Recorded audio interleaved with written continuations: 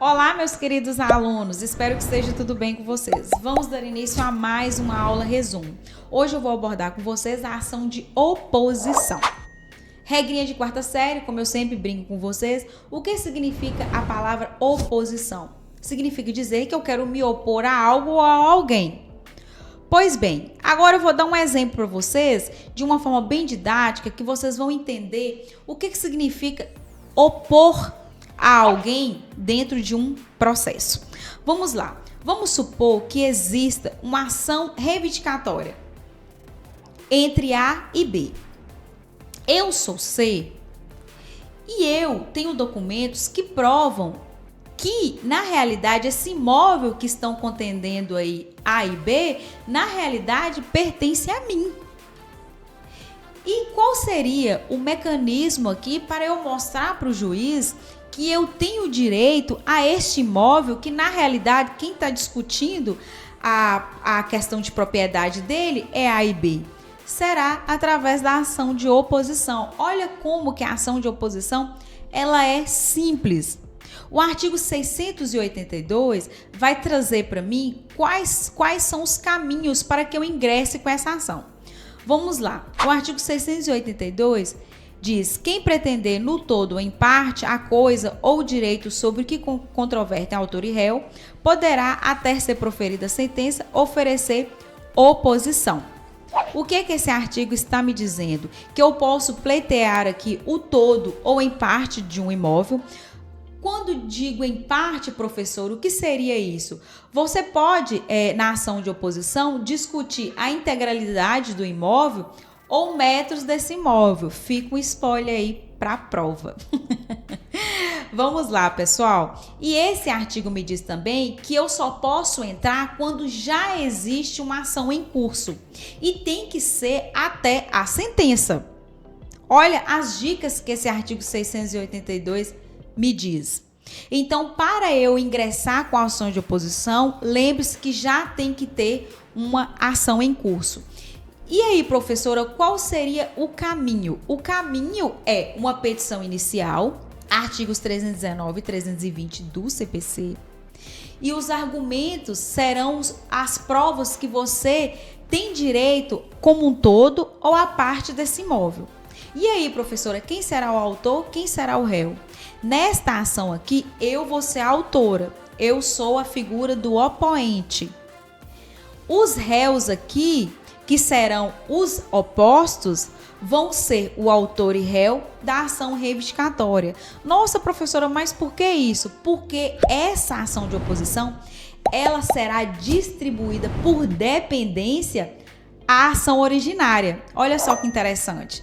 Então, ao distribuir essa ação de oposição, ela será por dependência à ação originária e ela tramitará simultaneamente a essa primeira ação.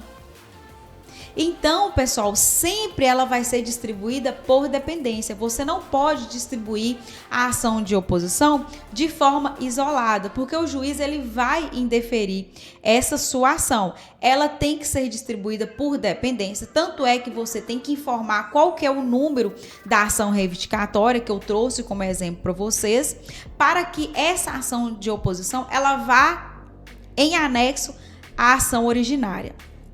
Após distribuída essa ação, o juiz vai analisar a sua petição inicial.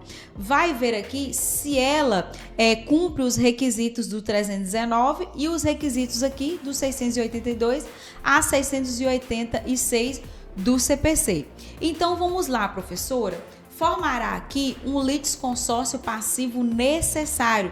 Quem foi meu aluno de teoria geral do processo, lembra que eu abordei em um capítulo as intervenções de terceiro. Há até aqui um debate doutrinário, porque no Código de 73, a ação de oposição ela fazia parte das intervenções de terceiro. No Código de 2015, o legislador tirou isso e trouxe a ação de oposição para os procedimentos especiais. Hoje, no Código de 2015, ela não faz mais parte. Ela faz parte aqui do procedimento especial. Então, pessoal, será formado um litisconsórcio passivo necessário. Em um outro momento, eu vou explicar para vocês o que é a intervenção de terceiros, o que é esse litisconsórcio passivo necessário. Mas, só abrindo um parênteses aqui, eu falo para vocês que ele será formado de forma inicial. Ou seja, professora, ele tem que ser formado no início da ação. Para distribuir essa ação, você já tem que informar para o juiz quem são aqui os opostos, que nesse exemplo que eu dei para vocês, será o autor e o réu da ação reivindicatória. Após o juiz analisar a sua petição inicial, como eu disse para vocês, ver aqui se ela cumpre os requisitos do 319 e 320 e os requisitos do 682, o juiz vai pedir aqui que seja citado no prazo de 15 dias para oferecer contestação o autor e réu da ação reivindicatória.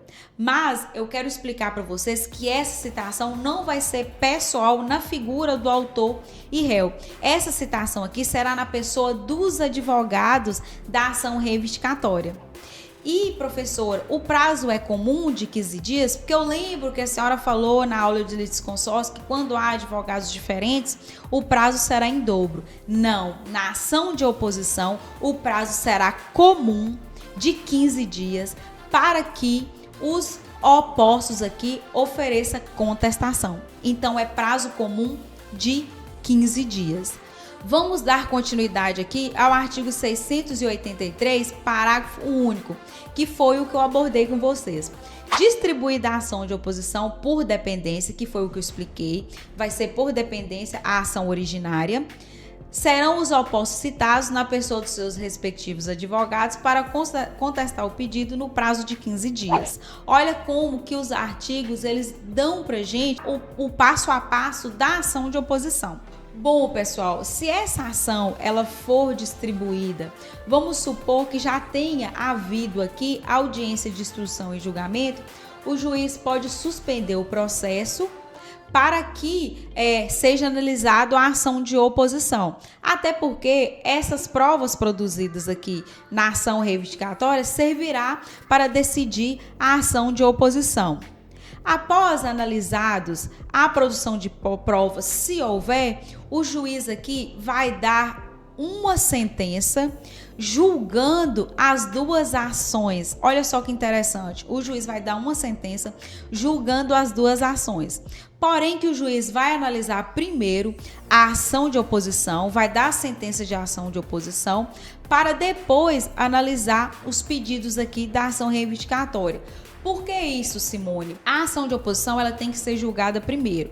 Porque se ao analisar os seus pedidos aqui dentro da ação de oposição for comprovado que você tem direito, nitidamente vai refletir no julgamento do juiz na ação reivindicatória. Então, o processo civil, pessoal, é muito lógica. Por isso que o juiz tem que analisar primeiro a ação de oposição, porque é ela que vai determinar aqui o julgamento da ação reivindicatória. Se o pedido aqui for julgar procedente, o juiz basicamente vai indeferir aqui a ação reivindicatória, ou se o juiz julgar improcedente a ação de oposição, aí o juiz vai analisar a ação reivindicatória com outros olhos, uma vez que foi negado aqui o que estava sendo pedido na ação de oposição. Bom, pessoal, essa ação de oposição, em tese, ela é bem simples, são poucos artigos e o que é necessário para discutirmos em prova, eu abordei aqui. Espero que tenha esclarecido para vocês, nessa nossa aula resumo, em linhas bem gerais, o que é a ação de oposição e como que você interpõe essa espécie de ação.